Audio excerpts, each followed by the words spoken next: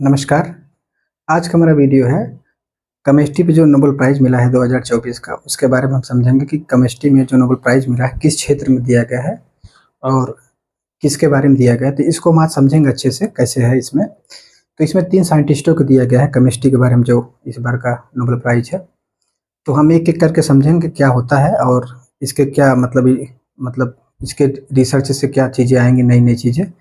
तो हम इसको एक-एक करके समझेंगे। पहले हम बेसिक से समझेंगे, सरल भाषा में समझेंगे कि कैसे इसका डेवलप किया गया है।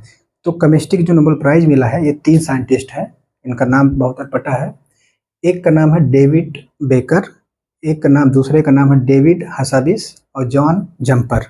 ये 3 साइंटिस्ट हैं, जिनको इस बार 2024 का मतलब केमिस्ट्री के लिए दिया गया है। अब किस क्षेत्र में मतलब किस लिए दिया गया है, इसको हमको समझना ज़रूरी है।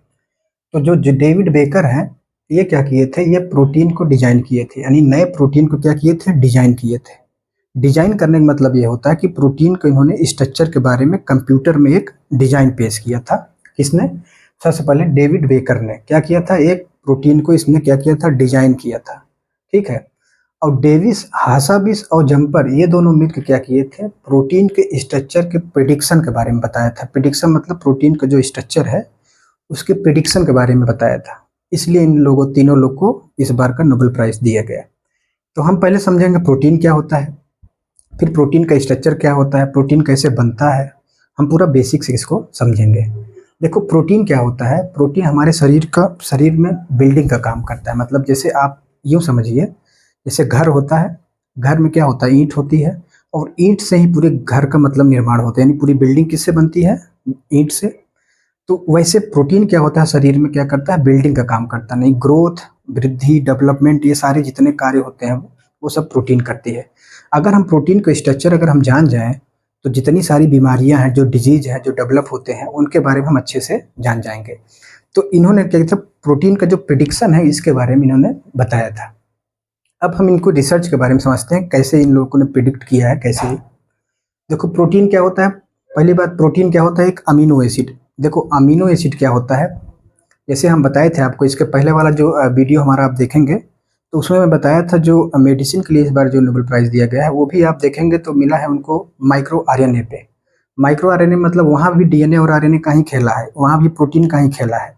तो हम उस वाले वीडियो में आपको बताए थे कि अमीनो एसिड 10 अमीनो एसिड हमारे शरीर में होते हैं, 10 अमीनो एसिड हमको भोजन के माध्यम से लेते हैं। तो 20 जो अमीनो एसिड मिलकर एक प्रोटीन का निर्माण करते हैं। तो अमीनो एसिड ही क्या है, प्रोटीन है। तो अमीनो एसिड का स्ट्रक्चर ये 3D।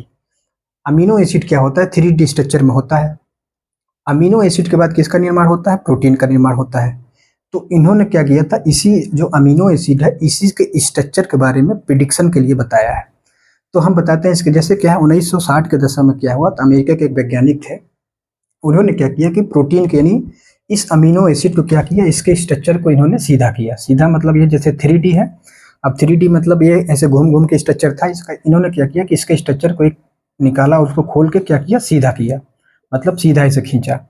तो इन्होंने देखा कि ये स्ट्रक्चर जब सीधा किया तो फिर वैसे ही उसी स्थिति में हो गई, यानी जो उसका खिंचाव था, जब इन्होंने खींचा एक अमीनो एसिड को तो फिर से वो उसी अवस्था में आ गया।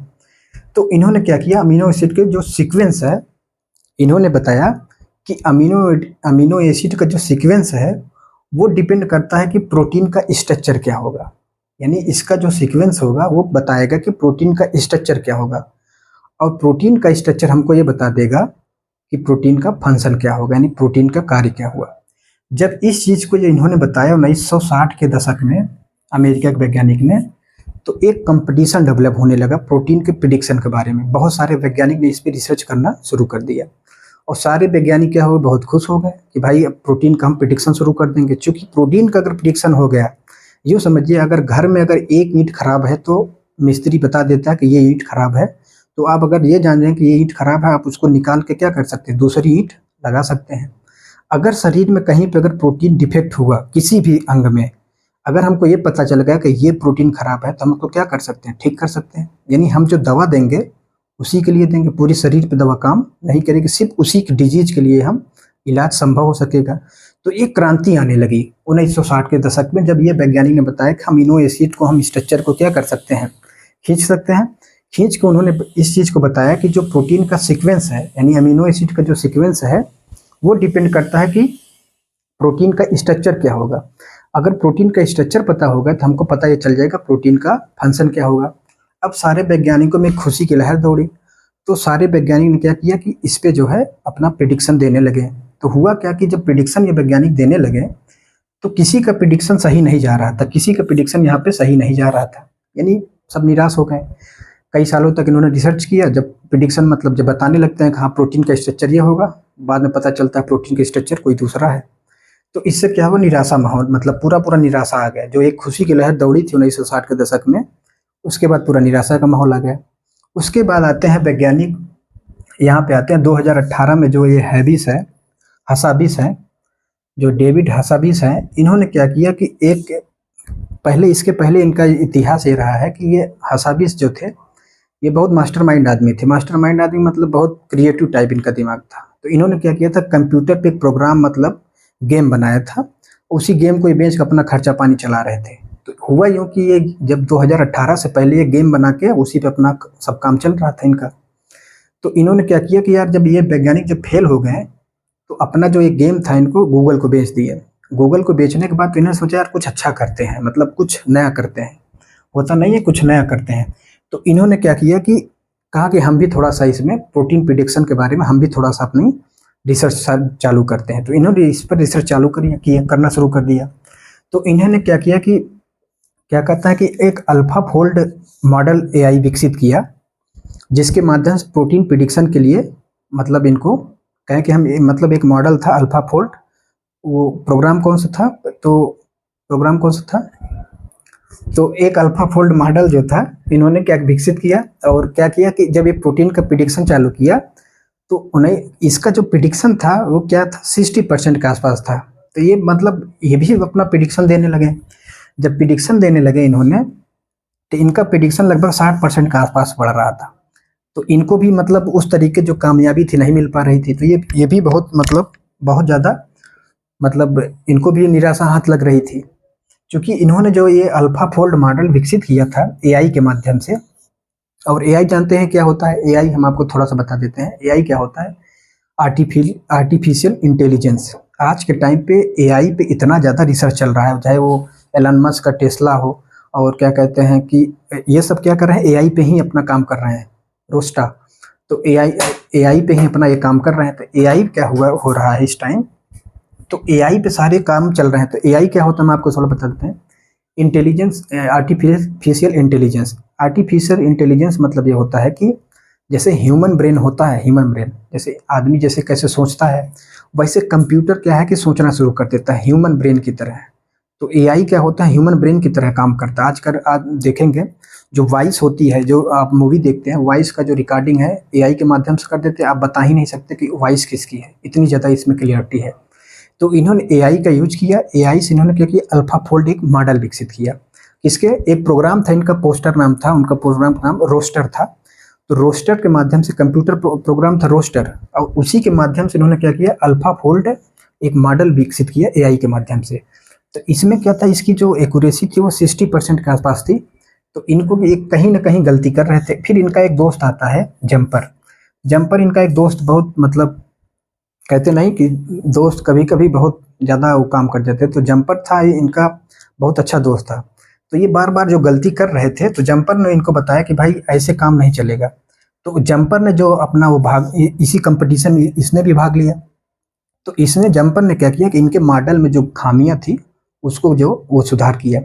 जब ये सुधार किया तो जो एक्यूरेसी थी 60% वो 100% के आसपास आ गई। तो जंपर और ये जो हसाबिस थे, ये दोनों मिल के जब ये मॉडल लोगों के बीच में ले गए तो उसकी एक्यूरेसी लगभग 100% के आसपास पहुंच गई। तो जिससे एक बहुत बड़ा ये हो, तो इसलिए इनको नोबेल प्राइज के लिए भाई इस बार आमंत्रित किया गया। तो जो जंपर था, तो जंपर ने क्या किया कि जब ये सब ये कर दिए, तो ये जो कंपटीशन यहाँ 1960 के दशक से चली आ रही थी, 1960 के दशक से जो कंपटीशन चली आ रही थी, तो ये कंपटीशन क्या हुआ, शांत हो गया। तो वो कंपटीशन क्या हो गया, पूरा शांत हो गया। तो इसके बाद आता है बेकर। अब बेकर के बारे में हम थोड़ा बता देते हैं आपको, बेकर ने क्या किया था। जैसे इन्होंने क्या किया था कि प्रेडिक्शन के बारे में बताया, अब हम थोड़ा सा बेकर के बारे में बता देते हैं। बेकर का क्या काम था इसमें। बेकर ने क्या किया था, ये भी एक कंप्यूटर मतलब प्रोग्राम ही विकसित किया था। बेकर ने भी एक क्या किया था, इसी कंपटीशन में भी भाग लिया था। तो बेकर ने क्या किया, अब आता है बेकर। बेकर भी इसी कंपटीशन में था जो 1960 के दशक से चला आ रहा था। तो हासाबिस और ये जम्पर जब दोनों ये विकसित किए थे, उससे पहले भी बेकर भी काम कर रहा था। बेकर ने भी एक बड़ा बढ़िया दिया, इस बार बेकर को भी नामित किया गया नोबेल प्राइज के लिए। तो इसने क्या किया था, एक प्रोग्राम बनाया था, कंप्यूटर प्रोग्राम था। उस कंप्यूटर प्रोग्राम में क्या था कि क्या कहते हैं कि वो प्रोग्राम को क्या किया, तो इसने क्या किया कि ये प्रोग्राम को ही उल्टा कर दिया। जैसे अमीनो एसिड से क्या बनता है, जैसे अमीनो एसिड से क्या बनता है,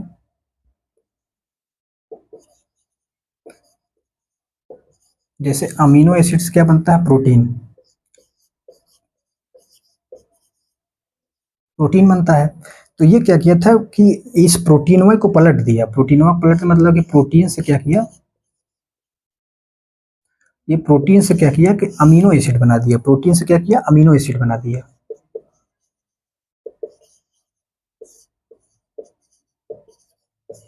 जो बेकर था, क्या था कि जैसे स्ट्रक्चर क्या होता है भाई, हम बताए थे कि अमीनो एसिड के बाद प्रोटीन बनता है। तो अमीनो एसिड से प्रोटीन जो बनता है, तो बेकर ने क्या किया कि प्रोटीन जो था, अमीनो एसिड से जो प्रोटीन बनता है, तो ये प्रोटीन प्रिडिक्शन होता था। इसने क्या किया कि प्रोटीन को ही पलट के इसने स्ट्रक्चर यानी प्रोटीन से इसने क्या किया, अमीनो एसिड बनाने लगा प्रोग्राम के कंप्यूटर के माध्यम से। ये प्रोग्रामिंग, तो इससे क्या हुआ कि इस रिसर्च में इसको फायदा मिला, यानी इसी प्रोग्राम को ये आगे बढ़ा दिया। तो इसलिए इस बार बेकर को भी दिया गया, किसके लिए, प्रोटीन प्रिडिक्शन के लिए। इसको भी बेकर को भी नामित किया गया है इस बार कि जो 2024 का केमिस्ट्री का पुरस्कार है। तो बेकर का भी नाम है किसके लिए, प्रोटीन प्रिडिक्शन के लिए। अच्छा, इस रिसर्च से फायदा क्या है, जैसे अब हो गया कि भाई अब अमीनो मतलब प्रोटीन के प्रिडिक्शन के बारे में हमको जानकारी हो जाएगी। इसका फायदा क्या है, इसका सिग्निफिकेंस क्या है। इसका सिग्निफिकेंस ये है कि आप देखें कि जो नई नई बीमारियां फैल रही, जैसे कैंसर है।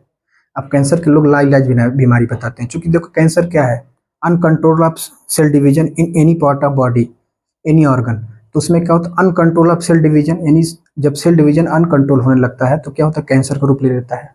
तो उसमें क्या, सेल डिवीजन ही तो होता है, सेल का ही खेल है। और सेल क्या होता है, प्रोटीने होता है, एक प्रकार से प्रोटीने होता है पूरा।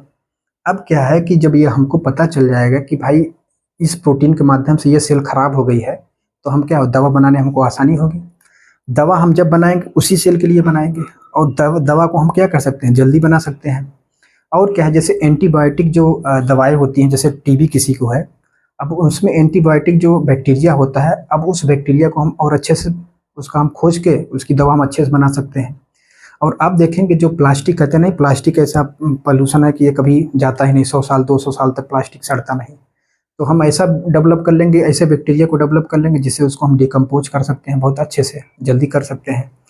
तो इसका क्या है कि जैसे कोविड-19 आया था, अब कोविड-19 में दवा बनाते बनाते बहुत लेट हो गया था भाई, बहुत टाइम लग गया था। अब क्या एआई के माध्यम से है, अब एआई है, कंप्यूटर पर सारा प्रोग्राम पड़ा हुआ है। मान लो कोई बीमारी आई, तुरंत हम एआई पे डाले ये बीमारी का नाम और ये चीज़ है, ये सेल्स खराब है, तुरंत उस पर दवाई बनाना, मतलब 1 महीना 2 महीना में हम दवा बनाना शुरू कर देंगे। तो क्या होगा, दवा जल्दी बना सकते हैं, बीमारियों को जो इसमें फैली हैं उनके बारे में हम अच्छे से कर सकते हैं। और जो नई नई बीमारियाँ इसमें फैल रही हैं, उनके जो लाइलाज बीमारी हैं उनका भी इलाज हम लोग संभव कर, मतलब इससे आसानी होगी। तो इनको इसीलिए रिसर्च पे इनको इस बार नोबेल प्राइज़ दिया गया इन तीनों वैज्ञानिकों का। और आने वाले टाइम में आप देखेंगे कि जो दवा के जो दवाएं हैं वो सब डेवलप होंगी धीरे धीरे। तो आज यहीं तक है, धन्यवाद। अब जैसे जैसे आएगा, फिजिक्स का बचा हुआ है, केमिस्ट्री का हो गया, फिजिक्स का बचा हुआ है नोबेल प्राइज। हम इसके बाद अब फिजिक्स के नोबेल प्राइज के बारे में बताएंगे। आज यहीं तक, धन्यवाद। वो नहीं कम